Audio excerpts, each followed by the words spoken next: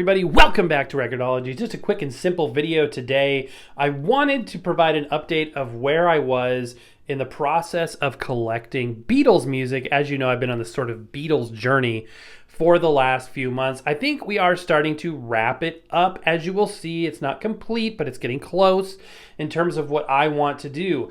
Now, let me preface this by saying I'm not trying to be a completist.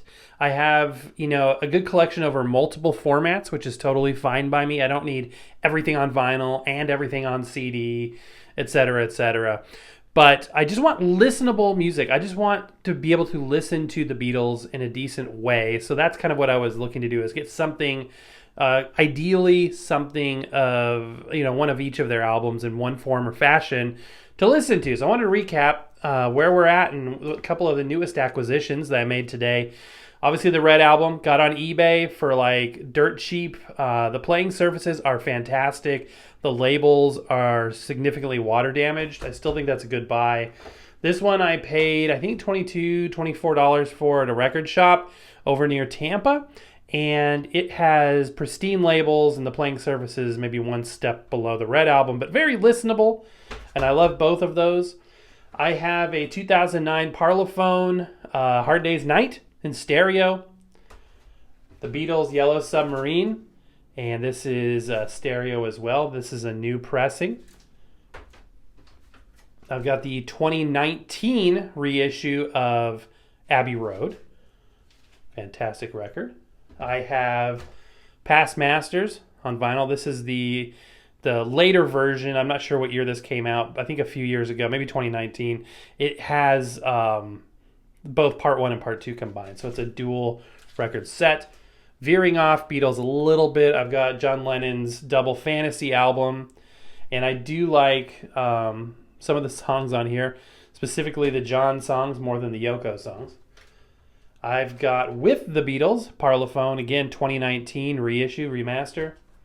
And I also have this thing, which is a bootleg. This is a South Korean bootleg, oldies but goodies, and actually sounds better than it has any right to sound.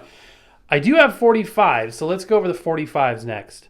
All right, 45s. I don't have a lot, and I don't really intend on getting any more necessarily. I wanted to sort of dip my toe in the waters of singles, but the thing about it is this: they just don't sound good to me. They don't sound as good as the albums. They certainly don't sound as good as other media, but they're interesting to have. So I've got Come Together, Something. I've got some of these swirl labels from Capitol, Strawberry Fields, Penny Lane.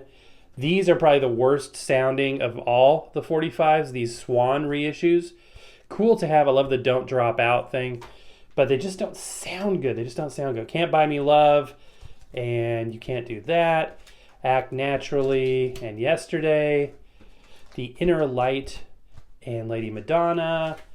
And then finally, again, this is a Lennon Yoko Ono record, but I thought it was kind of cool. This is one of my favorite songs as well, and I love this pressing. Somebody said this is a deteriorating record, and that's why it's got that swirl, but I'm not so sure about that. This looks like it was done intentionally. So, all right, that's it for 45s. Okay, I've got this one compact cassette in all of this, but this is a gift from, or was a gift from a friend in the UK. And yeah, it's a great, great, great copy of this. It sounds fantastic. Really quickly here, the media itself is a nice, dark, glossy finish, and it sounds absolutely phenomenal. Right now, this is arguably my favorite album, Sgt. Pepper's. I love this album, absolutely. In fact, I like it so much. This is one that I did get on another format. I went out and got the compact disc version as well. I just couldn't help myself. Fantastic. This is, I think, a 1990 issue. A lot of my CDs are the older versions, which is fine by me. I know that there's, different issues and versions and pressings and all that good stuff. Also, sort of an oddity, I have these 8-track tapes. I have the Red album on 2 8-track tapes. Both were from friends, 2 different friends. One from a friend of the channel and one from a friend I met some years ago who sent me one of these. So it's kind of cool to have on 8-track as well every once in a while, spice it up a little bit. This is where it all began for me, was this #1 album. And at the time, I said, this is all the Beatles I needed. It's sort of a greatest hits overview for the newbie, but then you start digging in and realizing you love all this stuff. And one of you guys said, I bet you're going to want to have all the albums. And pretty soon I did. Because when I started getting into vinyl, or getting into the vinyl collecting for Beatles, I just initially wanted the red and blue albums because you guys said that's a great starting point for the beginner, because I just initially wanted some Beatles to listen to on vinyl. And then pretty soon I wanted all of the albums. So, here I am. Did get Rubber Soul recently. I haven't showed this on the channel. So some of these have been shown on the channel. Some of these haven't, but that's why I wanted to do another overview video. All of these albums are the UK versions. So I decided those are the ones I really want to focus on. If I find a killer deal on especially a vinyl record of a Capitol album, I would go for it. But in terms of just, again, wanting to have the best to listen to, the UK issues are the way to go, in my opinion. So this is an Apple Parlophone, Rubber Soul. I think this is around 1990. I don't think it's the 87, 88 issue. Sounds fantastic. Also picked up Live at the BBC Volume 1 on this 2-disc set. And I haven't listened to this too much yet. I've listened to some of it, but it sounds good. It's very interesting. This is more historical than, you're not going to get the best quality sound when you're listening to Beatles music when you're listening to these live recordings, because they used inferior tape recorders to record this compared to the ones used for the regular albums. I did pick up this a few weeks ago at that record show in Orlando, the John Lennon collection. It's got a great overview of Lennon material. And interesting, branded, both Capitol and Parlophone. So yeah, good stuff. This is all the Lennon I'm going to need. I'm not going to go through and get all the Lennon albums. Help, again, the UK version, although I do love the artwork to the US version much better. I think it's a very cool album. This is still cool. And from a musical standpoint, this is what I want to be listening to. And yeah, not much to say, except it's got a lot of music. And the UK albums tend to have not just different track listings, but better track listings, more tracks on there. Picked the White Album up, probably one of my least favorite Beatles albums in terms of the contents of it. But if I wanted, one of everything, this needed to come into the collection at some point. This, I believe, is a 92 reissue. We did a live show where you guys helped me figure that out. One of you guys said that if it has a barcode, it's not the 87 issue or 87, 88 issue.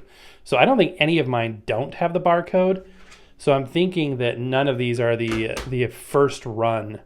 There's some red staining on there. Tried my hardest to clean it off. You can see some staining, and it is what it is, right? But I got a good deal on this. These are all stereo. I'm a stereo guy. I know a lot of people in the Beatles world love mono, and I'm different like that. I like the stereo, so that's what I do. I go find all the stereo versions for what I want to listen to.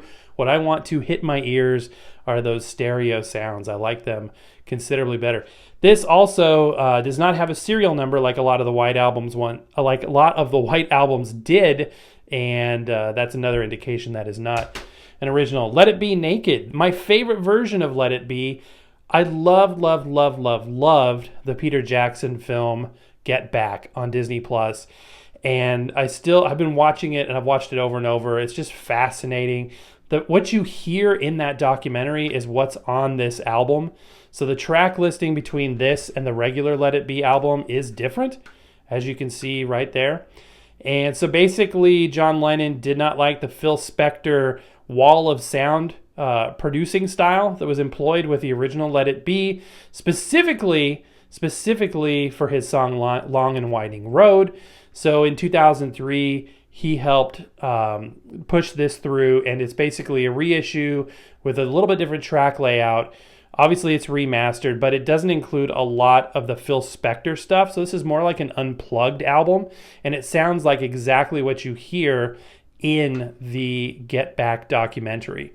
And I think the packaging is very cool. Very expensive vinyl record and a very affordable CD. It's also a 2 CD set because all of the talking, all of the kind of just studio chatter was taken off and put on a separate disc.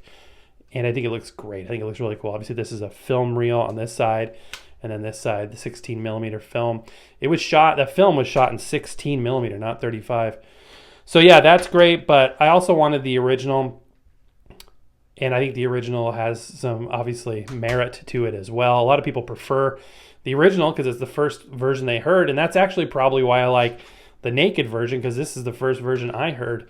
So to me, these versions sound like there's something extra on there I don't necessarily want. Alrighty, and next we have, that's right, this is Anthology 3. I do not have 1 and 2. I would like 1. I believe a viewer said they were sending in part 1, which would be great.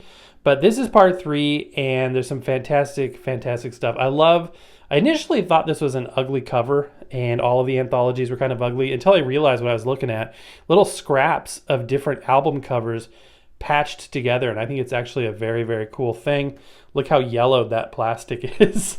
1995 was a while ago, which is crazy. But yeah, this is a very cool thing. If you're not familiar, these are mostly outtakes and alternate versions. I had Anthology 2 years ago. I had 3 Beatles CDs in the 90s when I went through my first Beatles phase. But I did, again, find a great price on that, so I picked it up. Okay, that brings us to the present day. That's where we were when I woke up this morning. Today I went to a record shop in Orlando called Park Avenue Compact Discs, and I picked up 3 compact discs, which would make sense. And you'll notice I've bought a lot of this stuff used, which for me is perfectly fine. I don't have to have new copies of stuff. And I'm not a completist collector for Beatles. I'm not a completist collector. I don't have the time or money to do that. So I'm really focusing on just getting a copy of kind of everything. So and that's still a pretty big undertaking. I've made a lot of progress. This has taken me, what are we doing this for? 4 months now, the Beatles stuff. And by the way, I'm going to back off. I'm not going to force you to see as much Beatles as we've been doing, but it's been what I've been into. So as I go on to my next obsession, I'll bring you along for that journey as well. But anyway, here's what we got today. I got Revolver. There was 4 albums that, as of this morning, I was without. I was without Revolver, Magical Mystery Tour, Beatles for Sale, and Please Please Me. That would complete my UK album collection, the base album collection. I know there's extra stuff out there, but that would complete the base album collection. I made a lot of progress. Didn't get all the way there, but this was a key part of it. Revolver. This is one of the 3 CDs I did have in the 90s, and I've got it again. There's obviously a lot of good material. Some repeated content here. Obviously, we've got Yellow Submarine and things that were on other albums, so there's a little bit of overlap. That being said, this is still a key album to have. I'm guessing it's a 1990 or 1992 pressing. I could go on Discogs and verify that, but yeah, Revolver is a classic. I think I paid, what did I pay? $6. So for me, that's kind of the high end of a used CD. It's got a busted corner here, but no big deal. I'll just swap it out with another one. All right, next I got Beatles for Sale, and I bought it brand new only because they didn't have a used copy, and I did pay a premium, $15.98 for a new CD, but I could go on Amazon and get a better deal, but with shipping it wouldn't be too much lower. So the instant gratification is awesome. This is the 2009 reissue, so it's completely remastered, and it's got the enhanced CD feature where you can play the mini documentary. Each one of these albums for that reissue had that. And it's got the artwork here, a lot of artwork elements from the record. It says 33 RPM and things like that. What's a CD? Like 170 RPM, but it's got that vinyl record artwork, which I love. I think that's really cool. So let's go ahead and take a look here. Oh, this is so awesome. Very, very, very cool. We have the disc in here in the sleeve of the Parlophone label. And in here, we've got the booklet. Just pristine. As it should be. It's brand new. I love this stuff. I love that. This is, again, people forget that CDs are very much a physical media format, just like vinyl. We've got liner notes. We've got a physical disc. And again, it forces you out of the tendency to zone out when you listen to streaming music, or when you listen to streaming music. But when you listen to a disc, whether it be vinyl or a CD, you have to kind of sit down and focus on what you're doing, or at least you can, and that's what I want to do. And then finally, I picked up Please Please Me. So as you can tell, that leaves one record from having essentially a complete collection. That's Magical Mystery Tour, And I will come across it at some point. I'm sure I will. I'll pick it up. In the meantime, I can always listen to it on streaming. But Please Please Me was something I was very excited to pick up again. This was the third in the trifecta of CDs I had in the 90s. So I had Anthology 2. This is actually 3. But Anthology and Revolver and Please Please Me. And I have it again. Again, the 2009 reissue. Both this and Beatles for Sale are Mexican pressings. I don't know if they're all pressed in Mexico, but they had a prominent Made in Mexico sticker. The branding is going to match what we saw on the other one, the Beatles for Sale. Obviously, the specific artwork is going to be a little different. Look at this, a different cover. This is cool. This is really cool. Parlophone stereo. A little Capital logo there as well. These kind of cardboard paper cases make me a little nervous, sliding discs in and out like that. I hope it's enough protection for the disc itself. And this is where it all began, recorded all in one day.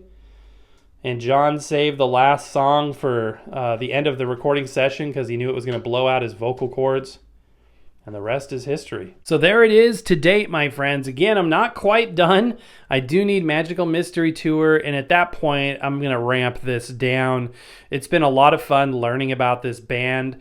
It has become one of my top probably 4 or 5 favorites. And I've been studying a lot. I've been reading a lot. I've been watching a lot of YouTube content. I've been, just learning and listening, especially listening.